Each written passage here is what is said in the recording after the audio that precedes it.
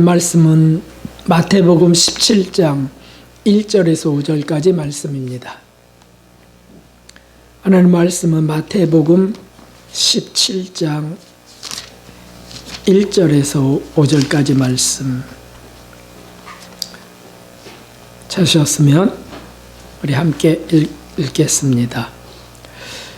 엿새 후에 예수님께서 베드로와 야고보와 그 형제 요한을 데리시고 따로 높은 산에 올라가셨더니 저희 앞에서 변형되사 그 얼굴이 해같이 빛나며 옷이 빛과 같이 휘어졌더라.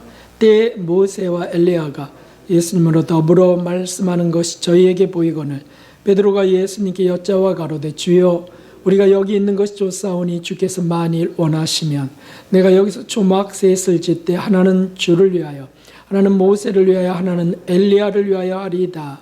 말할 때에 호련히 빛난 구름이 저희를 덮으며 구름 속에 소리가 나서 가로되 이는 내 사랑하는 아들이요 내 기뻐하는 자니 너희는 저의 말을 들으라 하는지라. 아멘. 하나님의 은혜와 사랑이 오늘 예배하시는 모든 분들 위해 풍성하게 임하기를 주님의 이름으로 기원합니다. 예수님의 생애 가운데 자주 산에 오르셨던 것을 우리가 알 수 있습니다.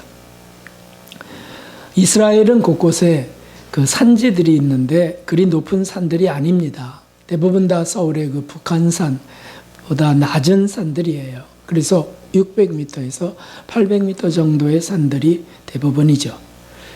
그러나 매우 높은 산이 있는데 그게 바로 오늘 말씀 속에 있는 높은 산이라고 표현되어 있었던 변화산입니다. 여러 학자들은 이 산이 다볼산이다. 그래서 그거 다볼산에 성지순례 가면 이렇게 사발을 엎어놓은 것 같은 다발산을 변화산이라고 그렇게 알려줍니다. 그런데 그 다볼산은 감람산보다도 150m 정도가 낮은 산이에요. 그래서 575m 정도 되는 산이죠. 높은 산이 결코 아닙니다. 그런데 여기 분명히 높은 산이라고 특별히 여기에 이렇게 기록된 거 보면 다른 산과 구별되는 산이 분명합니다. 그러므로 이 높은 산은 분명히 북쪽에 있는 헬몬산이 분명할 것입니다. 저는 그렇게 믿고 있고요. 그렇게 믿는 이들 학자들도 계시죠. 그 산은 2814m 정도 돼서 백두산보다도 높은 산입니다. 그런데 중요한 것은 어떤 산이냐 하는 게 중요한 게 아니죠. 예수님이 오르신 산이라는 거예요. 그게 중요하죠. 그리고 그 산에서 변화되셨다는 것이 중요한 겁니다. 오늘은 예수님이 오르신 산들을 찾아서 우리가 주님을 더 사랑하고 그 사랑하는 주님을 따르기를 원하는 말씀을 주셨습니다. 산을 좋아하시는 분들은 오늘 말씀에 더 흥미 있으리라고 믿습니다. 먼저는 예수님이 오르신 산은 진리와 축복의 산이었습니다. 산상수훈이 외쳐졌던 그 동산, 그것은 천국의 윤례와 법도가 선포된 산이었습니다. 사실 사람들은 이 산을 좋아합니다. 그래서 그저 천상의 진리가 선포되고 세상적 교사들이 하지 못했던 말씀들이 들려오는 그곳에 있기 원하는 거죠. 그래서 우리의 영혼이 사실을 소망하는 것입니다. 자신이 죄인임을 깨닫게 하고 참 진리가 무엇인지 가르치시는 순수한 말씀, 사실 하나님을 아는 사람들이라면 다 좋아하는 산입니다. 그 말씀을 듣다 보면 영혼이 맑아지는 것 같음을 느낍니다. 그리고 이대로 그냥 이렇게 살다 죽었으면 좋겠다 하는 소원도 일어납니다. 그런데 그 산은 그 예수님의 그 말씀이 권위있게 선포되던 그 산은 하나님의 영광도 드러내는 산이었어요. 그것이 바로 오늘 이 변화산이에요. 변화산. 위대한 모세와 엘리야도 듣지 못했던 이는 내 사랑하는 아들이여 내 기뻐하는 자니 너희는 저의 말을 들으라 하는 이 말씀이 들린 산, 어떻게 그 산을 우리가 사모하지 않겠습니까? 예수님은 하나님의 아들이시고 메시아이시고 장차 심판지로 오실 만왕의 왕임을 우리가 믿습니다. 그분 예수 그리스도를 믿게 된 이들이 얼마나 특별한 은총을 받고 있는 자들인지 우리가 이런 것들을 생각하면 정말 감격스러운 거죠. 세상에 어떠한 지위나 어떠한 부귀가 우리에게 없다 할지라도 그 은혜에 우리가 집중만 하면 우리 정말 감사할 것들이 헤아릴 수 없게 밀려옵니다. 그러한 은혜가 저와 여러분에게 있는 줄 믿습니다. 우리 당신은 축복받은 사람입니다. 인사 좀 해보시죠. 여러분들에게 당신은 축복받은 사람입니다. 그래서 우리가 사실이 어려울 때 그 사실에 자꾸 집중할 필요가 있어요. 또 우리에게 주신 이 말씀은 얼마나 귀한 말씀입니까? 성경에 아주 핵심적 진리를 우리에게 주셔서 우리가 그 진리의 맛을 알고 무교병의 맛을 아는 이런 것들이 얼마나 큰 은총인지요. 우리 교회가 여기는 좀 세속적인 교회 같지 않아, 여기는 일반적 교회 같지 않아 하고 혹시 느끼시는 것이 있다면 바로 그것 때문이죠. 진리의 산에 오르기를 소원하는 이들을 하나님이 부르신 것입니다. 그리고 이 은총은 우리를 더욱 천국을 사모하게 했습니다. 예수님의 재림을 굳게 믿고 준비하게도 했습니다. 그래서 이만큼이라도 변화되었습니다. 제가 종종 말씀드리는, 사실 얼른 가고 싶은 나라가 천국이라고, 천국의 새 예루살렘 성, 가장 높은 하나님 보좌가 있는 곳, 그리고 유리바닷가, 이런 것들을 사모하게 하셨습니다. 왜냐하면 예수님을 믿는다는 것은 그분의 진리와 그분의 영광에 참여한다는 것이기 때문이죠. 내가 예수님을 믿는다, 내가 그분의 진리 안에 살기 원한다, 내가 예수님을 믿는다, 그분의 영광에 내가 살기 원한다, 참여하기 원한다, 이런 고백이에요. 사실 제자들도 그런 영광에 취했었습니다. 그래서 예수님을 믿으면 모든 게 형통하고 예수님이 왕이시니까 우리의 미래는 따놓은 영광, 따놓은 행복, 그리고 부귀한 명예까지 다 얻게 될 것이야 라고 했습니다. 사실은 그것은 천상적인 의미지만은 그것이 믿는 우리의 실존의 삶에, 이 실제의 삶에 영향을 줘서 자꾸 이 땅에서도 나는 그렇게 될 거야 라고 하는 꿈을 꾸게 한다는 거예요. 그래서 어떤 분은 4차원의 영성 해갖고서 그 좀 3차원적이지 않은 그 영적인 걸 자꾸 구하면 그보다 낮은 3차원의 것까지도 영향을 주어서 그렇게 만들어줍니다. 이렇게 외치는 분들도 계시죠. 거기다 뭐냐 하면 하나님의 영광의 삶을 살고 싶다는 거죠. 그래서 살로메라고 하는 여인이 성경에 나오는데, 이 살로메는 세베대 부인이었고 세베대는 야고보와 요한의 아버지였죠. 그래서 그 살로메라는 어머니가 뭐라고 합니까? 예수님을 쫓아와서 우리 두 아들 야고보와 요한을 예수님 우편 좌편에 앉게 해주십시오, 이렇게 구하는 게 성경에 나와 있습니다. 마태복음 20장 20절 21절에 그 말씀이 있어요. 그런데 여러분, 이것을 싫어하는 사람이 어디 있겠습니까? 그런데 이런 영광은 두 개의 산을 오르고 나서야 얻는 것이었습니다. 예수님이 자주 오르셨던 두 번째 산이 바로 그 산이죠. 그 산은 겟세마네 감람산이었습니다. 이것은 기도의 산입니다. 겟세마네라고 하는 뜻은 그 당시 통용어인 아람어로 올리브 앞찾기를 의미한다 합니다. 그러니까 쥐어짜는 곳이죠. 그래서 순수한 감나무, 올리브 기름이 나오는 거기가 바로 겟세마네였다. 물론 겟세마네만 오르신 것은 아니었죠. 어디를 가셔도 주님은 한적한 곳을 찾으셨고 그리고 산을 자주 찾으셨습니다. 그곳에서는 사람들이 요란한 소리가 들리지 않았고 군중들의 그 이것저것을 달라고 하는 간청이 들리지 않았습니다. 그래서 하나님과의 교제 속에 지친 몸을 추스르시고 영혼의 힘을 부여받았던 곳이 기도의 산이었습니다. 사실 감람산은 실제로 올리브나무가 많이 있습니다. 그래서 거기서 이렇게 보면 그 예루살렘 성이 내려다 보이는 곳이었습니다. 그곳에서 예수님이 기도를 많이 하셨는데 마지막 날 밤에 한 기도는 정말 저 겟세마네의 그 뜻처럼 온몸이 쥐었지 않은, 온몸 영혼이 온전히 쥐었지 않은 기도를 올린 거예요. 진땀이 흐르도록. 그래서 땀이 땅에 떨어지는 핏방울처럼 진하게 흘렀다고 그 마지막 날 그 밤에 드린 기도가 그리했습니다. 그 기도의 내용은 잘 아시는 것처럼 아버지여 만일 아버지의 뜻이거든 이 잔을 내게서 옮기시옵소서. 그러나 내 원대로 마옵시고 아버지의 원대로 되기를 원하나이다 라고 간절히 기도하셨습니다. 성도 여러분,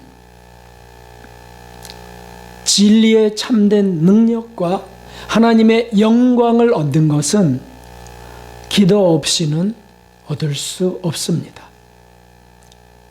변화산의 영광의 빛을 아무리 많이 받았다고 해도 기도하지 않는 사람은 변화되지 않습니다. 주님의 변화가 내 변화가 되는 것은 아닙니다. 주님의 그 영광의 빛이 내 영광의 빛이 그대로 되는 것은 아니라는 거예요. 예수님도 기도하셔서 그 영광의 빛이 가득 임한 그곳에서 내려오셔서 또 기도하시고 또 기도하시고 그렇게 해서 사실은 그 영광에 나아가시는 것이었습니다. 본이 되신 예수님이셨죠. 우리가 아무리 신앙 체험 중에 내가 이런 은사 저런 은사를 받았다, 또 황홀한 변화, 황홀한 신비 이런 것들을 내가 바라보고 그리고 내가 그것을 소원한다 하더라도 기도하지 않는 영혼은 아무런 일이 일어나지 않습니다. 그저 이런 얘기를 합니다. 아, 우리 예수님 이런 분이세요. 믿음이란 이런 것입니다.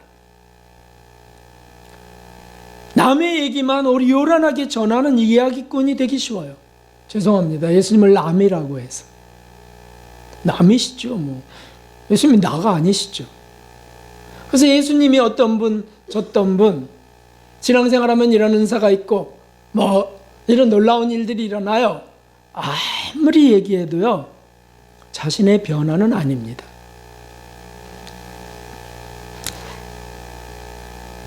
사람들이 궁금해합니다.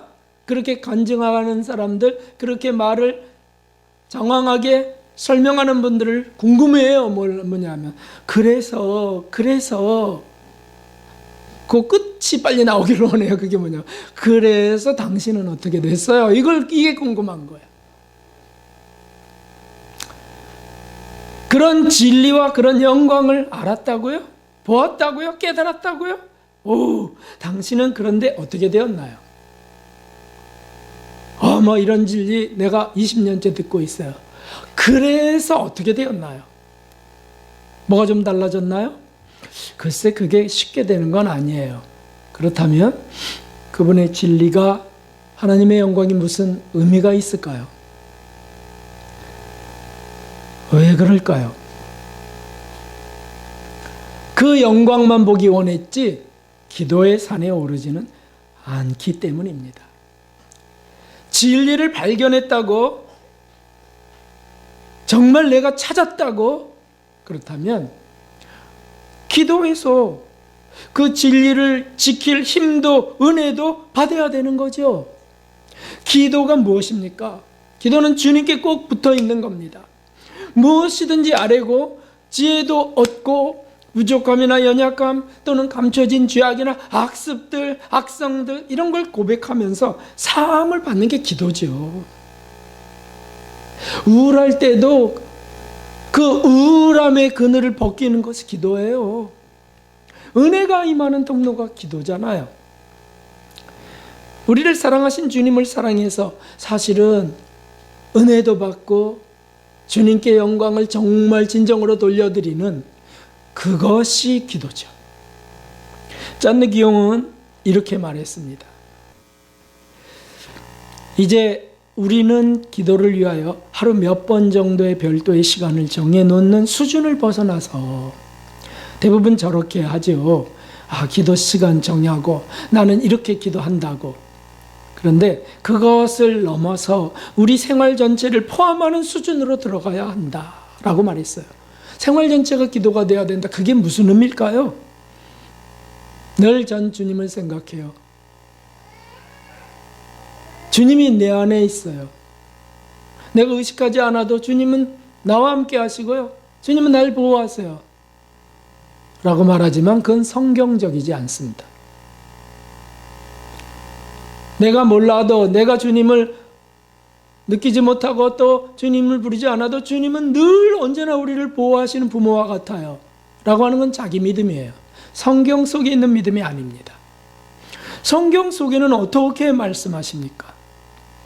분명히 이렇게 말씀하셨어요. 내 안에 거하라. 나도 너희 안에 거하리라. 가지가 포도나무에 붙어 있지 아니하면 절로 과실을 맺을 수 없음 같이 너희도 내 안에 있지 아니하면 그러하리라. 아멘. 그러니까 이 열매는 성령의 열매요 인격의 열매인데 변화의 열매들인데 그것이 없다면 나는 주님을 믿어요. 주님은 나를 보호하세요. 언제나 난 주님 안에 살아요 라고 했지만 열매가 없다면 그것은 자기 생각이었다는 것이에요. 내 안에 거하라. 나도 너희 안에 거하리라. 내 안에 거한다는 게 뭐겠어요? 이것이 바로 우리 예수님이 보여주셨던 그것입니다. 언제나 하나님 아버지를 주목하고 언제나 그분 앞에 나가고 언제나 그분과 동행하는 것.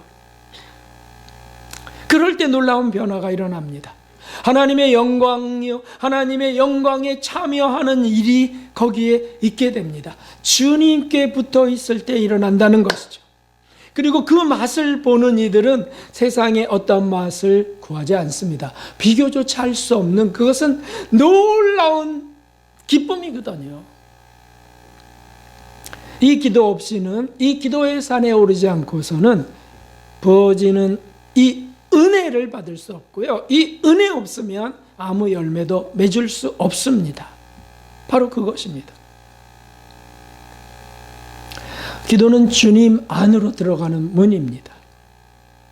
기도는 열매를 맺을 진액을 주님에게서 받는 시간이에요. 제가 어느 날 이 나무에 물을 주는 것을 잊어버렸어요. 겨울에는 한 2주에 한 번, 이제 봄부터는 일주일에 한 번인데 제가 어느 날 잃어버렸어요. 하도 춥고 막 정신이 없고 막 이렇게 되었을 때 잃어버렸어요. 그랬더니 이것들이 쭉 늘어나갖고 죽은 것도 있고 가지가 말라버렸어요. 여기 빨아들이는 이 물이 없이 어떻게 살겠습니까? 이 가지가 여기 붙어 있지 않으면 어떻게 풀을 수 있겠습니까? 꽃을 보면서는 물 줘야 돼. 며칠에 한 번 줘야 돼. 이 식물 지식들을 갖고 있습니다. 나는요. 내 영혼은요. 어떻게 우리가 기도 없이도 몇십 일을 살 수 있을까요? 어떻게 기도 없이 하루인들 살 수 있을까요? 어떻게 예수님을 떠올리지 않고 예수님을 부르지 않고 어떻게 살 수 있을까요? 여러분, 저는 이렇게 생각했어요. 그래도 주님 안에 있는 거지 우리는 다. 이렇게 생각했어요. 그런데 그게 아니었어요. 그건 주님 안에 있다고 그냥 자기 스스로 스스로 확신하는 그 정도였어요. 진액이 공급되는 기도는 아니었다는 것이죠. 진액이 공급된다면 어떻게 열매를 맺지 않을 수 있겠어요? 그 나무에 붙어 있는데 어떻게 열매를 안 맺을 수 있겠냐고요. 바로 이것이죠. 여러분, 우리의 삶에 이런 일들이 얼마나 자주 일어나는지, 열매 맺지 못하는 이런 일이 얼마나 자주 일어나는지, 바꾸어 말하면 얼마나 허둥지둥대며 사는지, 얼마나 분주하게 주님과 관계없이 사는지, 그리고도 다 그리스도인들이라고 생각하는 거예요. 난 그리스도인이라. 그리고 내가 이렇게 변화됐잖아. 내가 이렇게 변화됐잖아. 어떤 사람 이제 내가 주님 때문에 이렇게 변화됐어. 그 한 번 변화된 걸 계속 이렇게 대수경질하듯이 하면서 사는 사람. 그런데 이거 아십니까? 열매가 가짜 열매도 맺힌다는 사실 아시나요?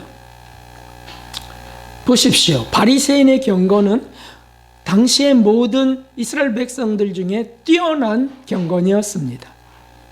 그들은 정말 지나다녀도 고개가 저절로 숙여질 정도의 그런 경건한 모습들이었습니다만은 가짜였습니다.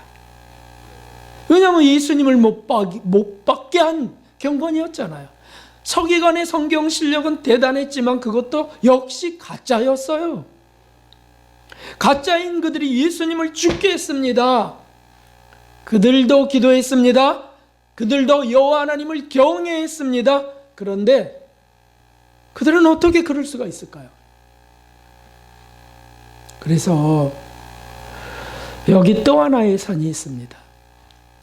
기도 당연히 올라야 될 산, 기도해야 되는 것이고 받아야 되는 은혜가 분명합니다만 또 하나가 있어요. 또 하나가. 사실은 그 산을 결코 오르지 않으려 했기 때문에 기도도 변질되고요, 열매도 변종이 나타났던 겁니다. 자, 이 세 번째 마지막 산은 무엇입니까? 그것은 골고다가 있었던 성전산입니다. 이 산은 주님이 마지막까지 오른 고난의 산입니다. 우리 죄인들이 멸망으로 떨어지는 것을 구하시려고 끝까지 쓰러져도 십자가 지고 오른 산입니다. 그냥 놓아버려도 되는 그 십자가를 끝까지 붙들고 가셨어요. 왜 그러셨을까요? 이 고난의 산, 십자가 끝까지 지고 오른 이 산, 사실은 우리에게 보여주셨습니다. 아무든지 나를 따라오려거든 자기를 부인하고 자기 십자가를 지고 나를 따를지니라. 사실 이게 천성 가는 길이거든요. 왜냐하면 우리의 본성은 사실은 영적이지 않으려고 합니다.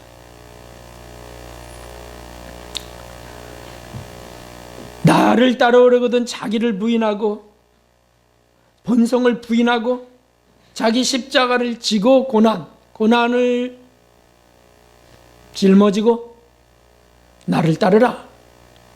그 하신 그대로 고난의 길을 가셨어요. 사실은 피가 필요했다면 피를 좀 흘리시면 되고요. 그 다음에 고난이 어느 정도 필요한 것 같다면 한 번 넘어지시면 돼요. 근데 거듭 넘어지셨고요. 그렇게 채찍에 맞아 찢어질 정도까지 그렇게 할 필요까지는 없으셨는데 그걸 다 감당하셨습니다. 우리에게 정말 세상의 빛을 비추기 위함이셨고 사실은 우리가 당할 모든 고난을 다 짊어지는 까닭이었습니다. 고난의 십자가는 세상의 쾌락과 부귀를 뒤로하고 천성길 가는 모든 신자들에게 주어지는 징표와 같습니다. 그리스도인들이 어떤 고난을 겪고 있다면 그것은 증거예요. 증거. 생각해 보십시오. 여러분, 마귀가 얼마나 속상해하겠는가. 자기 백성이었어요. 자기 부하였어요. 그런데 배반하고 마귀 자식이 하나님의 자녀가 되어 자기를 떠났습니다. 얼마나 배가 아플까요? 그게 견딜 수 없어서 목수하려고 하는 게 마귀입니다. 게다가 마귀는 유리합니다. 왠지 아세요? 간첩들을 심어 놓았거든요. 우리 속에 스파이를 심어놓고 그것을 이용합니다. 그것이 뭡니까? 그것이 마귀의 성질인 7가지 죄성이죠. 하여튼 마귀가 싹 타치만 하면 금세 반응하는 거예요. 스파이. 큰 소리로 읽어봅시다. 시작. 그 말이 좋을지라도 믿지 말 것은 그 마음에 7가지 가증한 것이 있음이라. 아멘. 뭐 7종 죄성 외우는 것이 중요한 것이 아니죠. 내 마음에 마귀의 스파이가 있다. 마귀의 거점이 있다. 이걸 눈치채고 내가 매번 스파이한테 당하면 안 되지. 나라에 대해서는 사람들이 염려가 많아서 나라의 암적 요소가 무엇인지 정치인들은 그것을 다 밝히려고 하고 그것을 처단하려고 그러고 백성들도 대단히 예민하죠. 뭔가 나라가 잘못될까 염려합니다. 나라가 암만 잘 돼도요, 우리가 천국 갈 수 없습니다. 왜냐하면 그 나라보다 더 중요한 나라가 이 속에 있다고요. 이 속에. 이 하나님 나라를 건설하실 심령을 하나님 주시고 이곳을 하나님이 차지하시려고 하는데 여기 스파이가 있어요. 스파이. 그래서 기회만 주어지면 자존심만 건드려 봐요. 누가 내 말에 반대 의견을 내고요. 자존심만 건드려 보세요. 얼마나 예민하게 반응하는지. 막 그냥 눈이 커지고요. 민감해져서 그 말에 바로 보복하려고 그러고 어떻게 그렇게 마귀에게 반응을 빨리 하는지요. 그래서 마귀는 우리가 영원히 마귀를 떠나가지 못하게 하려고 온갖 술수를 씁니다. 유혹을 하거나 세상적 유혹으로 또는 위협하면서 우리 환경, 우리 삶의 배후에서 역사합니다. 욥의 배후에 역사했던 마귀처럼. 그래서 원치 않는 고난이 다가옵니다. 그러므로 여러분, 우리 예수님이 오르신 이 십자가의 길, 이 고난의 산, 이 본을 보여주신 것은 우리에게 이렇게 말씀하고 계십니다. 십자가는 내려놓는 것이 아니라 더욱 굳게 잡고 가야 하는 것이다. 여러분, 우리에게 때때로 고난이 온다 했죠. 오늘 메시지도 그렇게 나아갔습니다. 요새는 기쁨이 없어요. 요새는 우울합니다. 요새는 은혜가 별로 느껴지지 않습니다. 고난이죠. 그것 자체가 고난이에요. 그래서 어떻게 해요? 그래서 여행이나 좀 다녀오고 와야 될 것 같아요. 그래서 뭐 좀 어디 가서 좀 신나는 음식을 좀 먹어야 되겠어요. 그래서 뭐 좀 누구도 만나봐야 되겠어요. 세상적인. 그렇게 내려놓는 것이 아니라는 거죠. 사실 십자가에 우리가 달려있을 때, 우리 고난 속에 있을 때 그것은 외롭고 고독하기 짝이 없습니다. 아무것도 위로가 될 수 없습니다. 내가 십자가에 만일 달렸다면 내 아내가 위로가 될까요? 나의 자식이 위로가 될까요? 아무도 알지 못해요. 남편, 아내는 말할 것도 없고요. 뭐가 위로가 될 수 있겠어요? 그러니까 삶이 활멸스럽고요. 신앙도 회의가 일어납니다. 제가 여기 회전근에 이상이 생겼다고 자격증 없는 의사들이 진단을 자주 해주더라고요. 회전근 이상이 생겨서 어떤 동작에 막 콱콱 찌르고 막 이렇게 아파요. 이게 계속되니까 어제도 잠자다가 한 2-5번 깼어요. 이게 팍 찌르면 막 자지러지죠. 이게 계속되면 이것 때문에 제 기쁨이 지장을 받더라고요. 영향을 입어요. 아니, 요 회전근이라고 하는 하나의 근이 만일 혹시 끊어졌다 할지라도 그 작은 하나의 줄이 우리 주님의 은혜의 줄보다 커요? 진짜 대단하더라. 그런데 지속적으로 계속 우리를 아프게 하는 병이 있다고 합시다. 요건 작고요. 작은 거라도 이게 자꾸 아프고 그러면 어느 날 참 이런 마음이 일어나요. 근데 만약 우리에게 암덩어리가 있다고 합시다. 암. 그것도 세 군데. 여러분 최성봉 그 청년을 기억하시나요? 코리아 갓 탤런트에 나와서 3살부터 고아원을 나와갖고 그리고 전전하면서 길바닥에서 10몇 년을 그냥 자고 먹고 살았어요. 정말 생존했어요. 그런데 거기서 나와갖고 넬라 판타지안가 그 노래를 불러갖고 인력 가수가 돼버린 참 귀한 청년이죠. 그래서 얼굴에 웃음기가 없어요.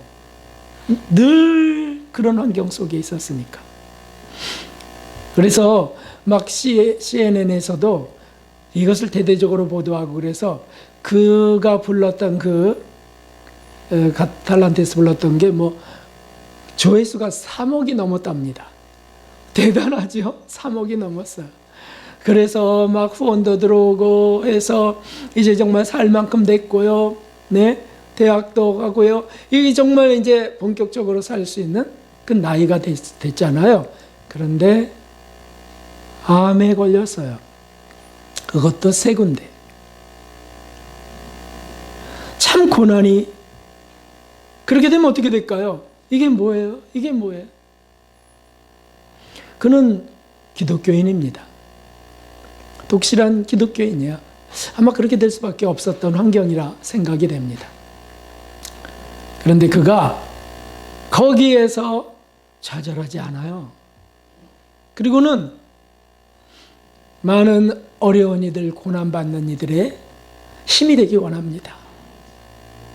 이러면서 이 고난에 내가 좌절하고 넘어지고 포기하지 않겠습니다. 그런 말을 하더라고요. 그래도 사실은 막 기쁘다, 즐겁다 이러지 못하죠. 가정불화 하나만 생겨도 다 사라져버려요. 생활고는 어떨까요, 여러분? 생활고 벌이가 시원찮을 때 우울해지죠. 그리고 자녀 문제가 생겼다. 자녀에게 문제가 생겼다. 왕따를 당하거나 아니면 일진에 가입됐다든지 이런 문제가 생기면 대단히 복잡해집니다. 가출은 말할 것도 없고요. 어떤 자녀는 밤마다 집 나가는 자녀도 있어요. 서울대 아버지가 서울대 나온 분인데 딸아이가 밤마다 나가는 거예요. 근데 이걸 막을 수가 없어. 자기가 문 앞에다가 이불을 펴놓고 있는데도 아침에 일어나 보면 또 나간 거예요. 살짝 나가는 거죠. 걔는 밤새도록 잠 안 자고 아빠가 잠들 때를 기다리는 거니까. 그래서 거의 미칠 지경이 된 분도 제가 들어본 적이 있습니다. 악습으로 내 영적 삶이 무너질 때는 정말 괴롭습니다.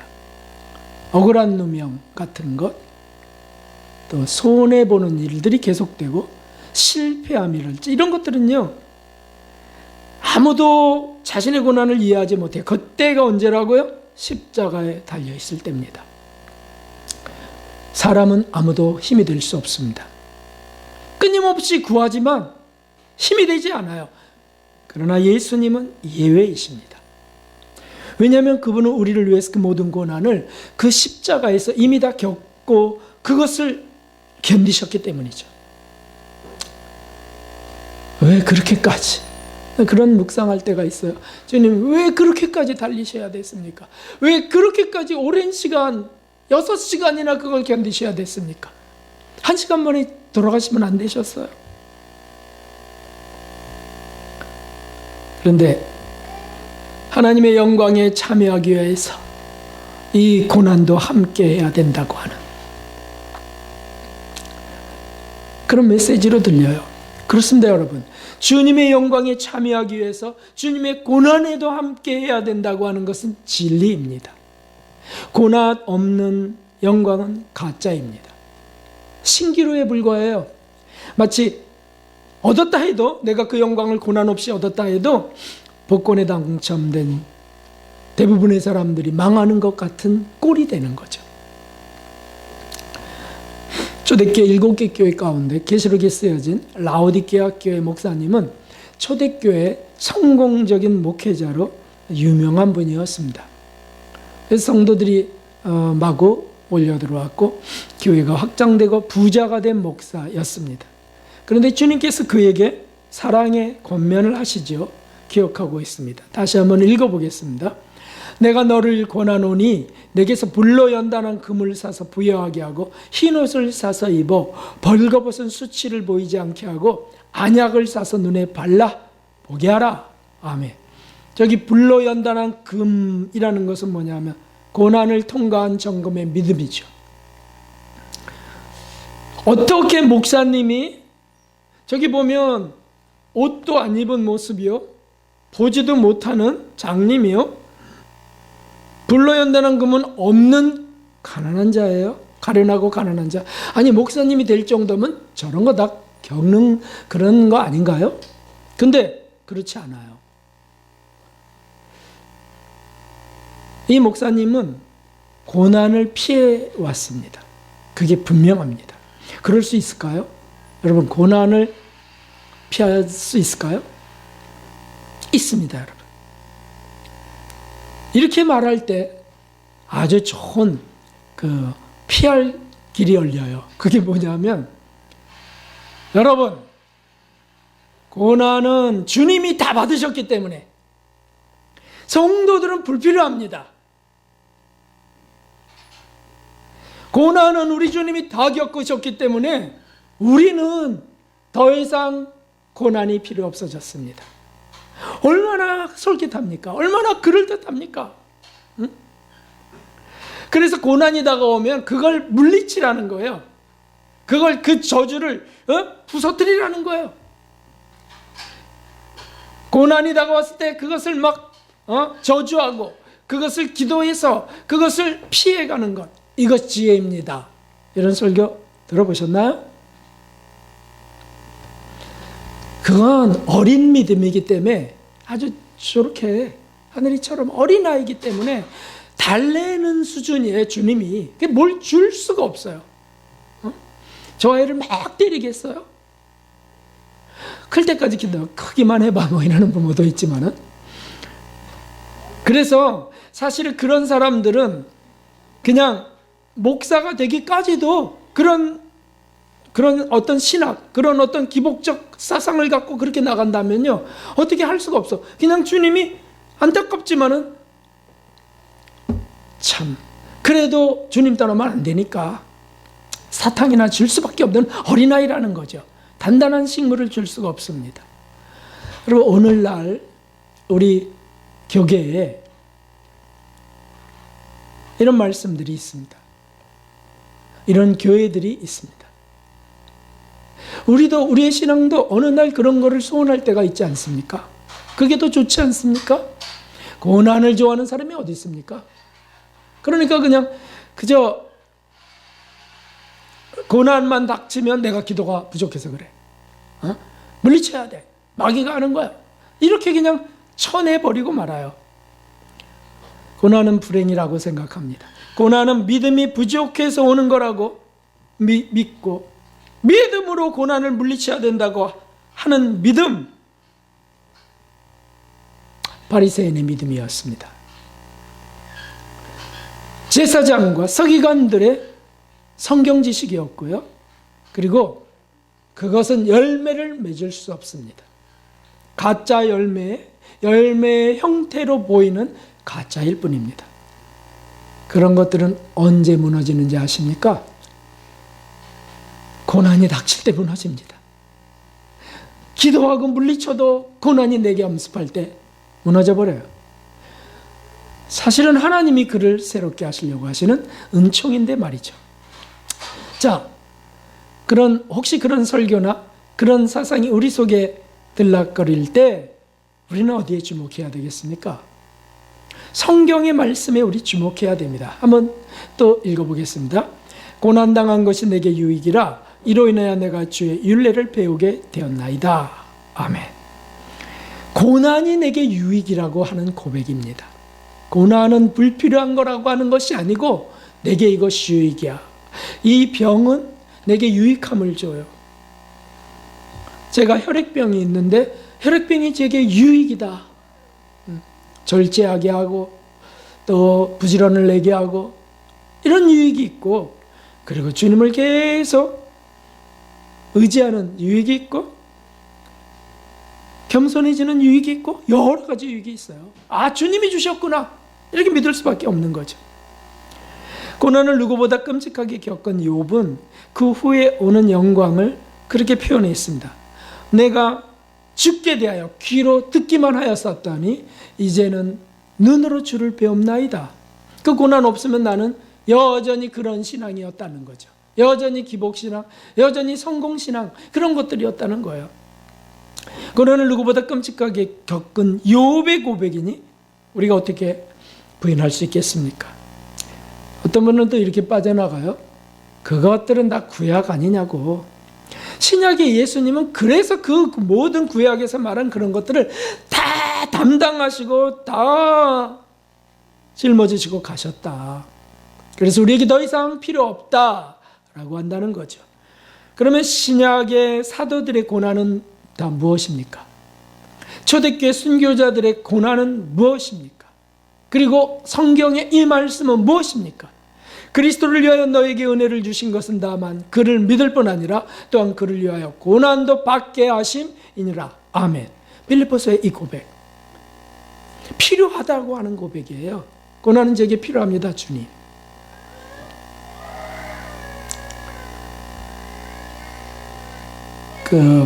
현대 근데 짠느기용 여인으로서는 정말 독보적인 것 같아요. 그 체험들이, 그 고난의 그 기간들이 십수년 정말 힘든 고난을 다 겪으신 그분이죠. 가족들에게 왕따당하고 시집살이 보통 시집살이가 아니었고, 그리고 감옥에까지 들어갔다 온 그분. 그런데 그분이 이런 고백을 하세요. 제가 요새 푹 젖어 있는 그런 거거든요. 십자가를 경험할 때 임하는 위로가 있다면, 고난의 위로가 있다면 그것은 주님께로부터 오는 것입니다. 하나님께서는 우리에게 십자가를 주시고 십자가는 우리에게 하나님을 주십니다. 그러면 그 십자가를 붙들어야 되는 거 아닌가요? 십자가를 놓고 하나님의 은혜를 구한다고요? 내게 오는 병이나 내게 오는 환난이나 고통을 피하고 영광을 구한다고요? 아니요. 가짜를 얻으시렵니까? 아니죠. 마귀에게 속으시렵니까? 아니죠. 내 삶에 이렇게 정해져 있다면 나를 잘 아시는 주님이 나의 가장 필요한 것을 허락하셨다 라고 하면서 기도해 가는 그 고난의 길을 가는 것이죠. 사랑하는 성도 여러분, 진리와 영광의 산에 오르신 것을 정말 축하드립니다. 그런데 먼저 기도의 산에도 올라야 되겠습니다. 기도의 산. 자꾸 이것은 어떤 장소를 말하는 것이 아니죠. 우리 삶 속에서 계속 주님과 대화하고 교제하고, 오늘 성가대 찬양의 그 모든 주제가 다 임재였던 것 같아요. 주님과 함께하는 것. 그걸 계속해야 돼요. 성가대는 찬양할 때만 임재를 느끼면 되겠습니까? 말도 안 되는 거고요. 제가 설교할 때만 임재를 느끼면 되겠습니까? 말도 안 되는 거죠. 계속해서. 그래서 느껴지지 않을 때, 주님과의 대화가 끊어질 때는 막 안타까워야 되고요. 주님 또 한눈 팔았습니다. 그리고 또 주님과 대화하고 교제하고, 그러다 보면요, 자꾸 천상적이지 않은 것들에 대해서는 자꾸 흥미가 없어져요. 그리고는 자꾸 천상적인 것, 주님의 것에 관심이 점점 커집니다. 주님이 기뻐하는 게 느껴지고, 주님이 기뻐하는 게 느껴지면 끝이에요. 끝. 더 이상 구하지 않아요.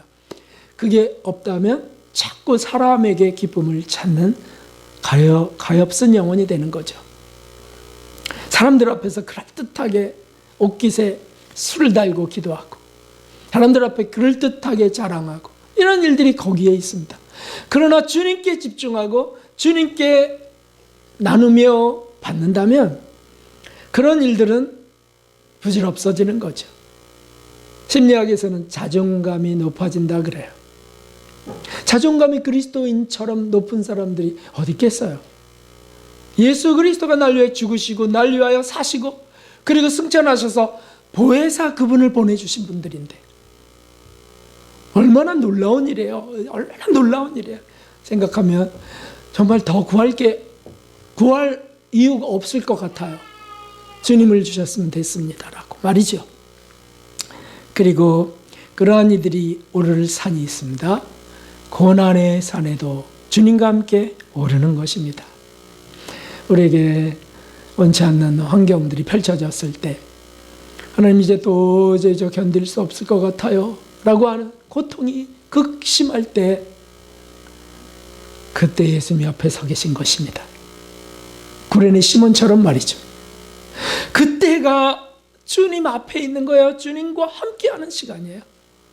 그것은 정말 마귀도 범접할 수 없는 정말 가치롭고 정말 고귀한 시간인 것이죠. 눈을 감으십시오. 그리고 눈을 뜨십시오. 세상과 사람과 그 세상 영어에 떴던 눈을 감으시고 예수님과 천상과 주님의 임재 그 변화산에서 눈을 떴던 제자들처럼 우리가 그렇게 영의 눈을 떠야 되겠습니다. 그렇게 해서 주님의 영광을 보시는 분들 되시기를, 주님의 영광 속에 정말 참 기쁨과 참 행복 속에 사시는 참 사랑의 귀한 주의 백성들, 주의 자녀들 되시기를 주님의 이름으로 축원합니다. 우리 90장 찬양 드리겠습니다.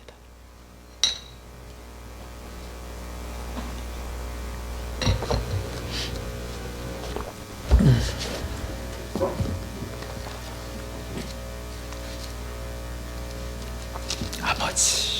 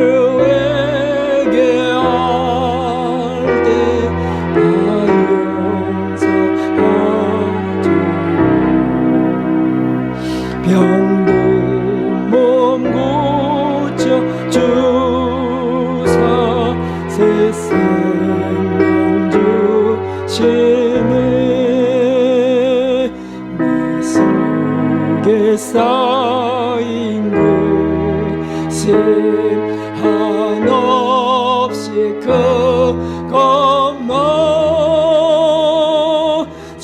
주님이 벗겨줘서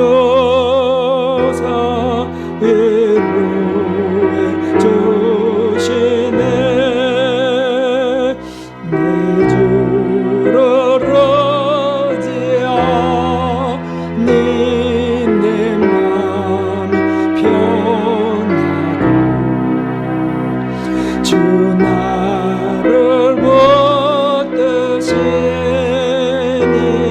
내 앞길과